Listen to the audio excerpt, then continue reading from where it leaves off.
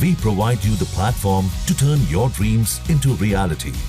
Give wings to your aspirations with KR Mangalam University. Operation Sindoor के बाद प्रधानमंत्री नरेंद्र मोदी ने एक बार फिर पाकिस्तान को आईना दिखाया। गुजरात दौरे के दूसरे दिन प्रधानमंत्री नरेंद्र मोदी ने भरे मंच से जनसभा को संबोधित करते हुए कहा कि भारत अब पुराने और एक तरफा समझौतों पर पुनर्विचार करने को तैयार है। इशारा 1960 की इंडस वाटर ट्रीटी की तरफ था। पीएम मोदी ने कहा कि दशकों पुराने संधि की बारीकियों को अब देश को समझने की जरूरत है और वक्त आ गया है जब देश हित में नए फैसले लिए जाएं।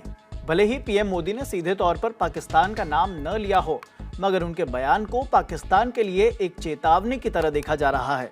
पीएम ने बताया कि 1960 में जो इंडस वाटर ट्रीटी हुई थी, अगर उसकी बारीकी में जाएंगे तो आप चौंक जाएंगे।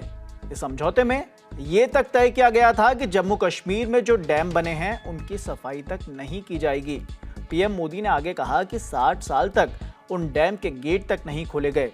सोचिए ये किस तरह का समझौता था। पीएम मोदी ने आगे कहा कि हमने तो अभी सिर्फ डैम के गेट खोलकर थोड़ा कचरा निकाला है और इतने में ही पाकिस्तान के पसीने छूटने लगे हैं, बाढ़ जैसे हालात बनने लगे हैं। ये पूरा बयान सुनिए।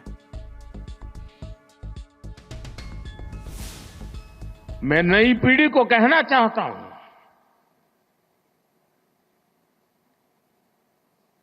देश को कैसे बर्बाद किया गया है। 1960 में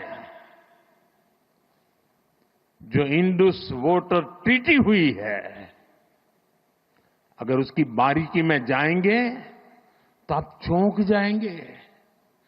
यहां तक तय हुआ है उसमें कि जो जम्मू कश्मीर की अन्य नदियों पर डैम बने हैं, उन डैम का सफाई का काम नहीं किया जाएगा, डिसिल्टिंग नहीं किया जाएगा, सफाई के लिए जो नीचे की तरफ गेट है वो नहीं खोले जाएंगे। 60 साल तक ये गेट नहीं खोले गए और जिसमें 100% पानी भरना चाहिए था, धीरे धीरे इसकी कैपेसिटी कम हो गई, 2%, 3% रह गया। क्या मेरे देशवासियों को पानी पर अधिकार नहीं है क्या? उनको उनके हक का पानी मिलना चाहिए, नहीं मिलना चाहिए क्या? और अभी तो मैंने कुछ ज्यादा किया नहीं है।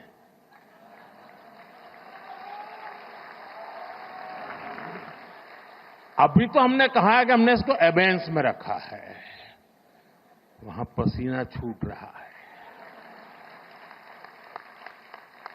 और हमने डैम थोड़े खोल करके सफाई शुरू की। जो कूड़ा कचरा था वो निकाल रहे हैं, इतने से वहां फ्लड आ जाता है।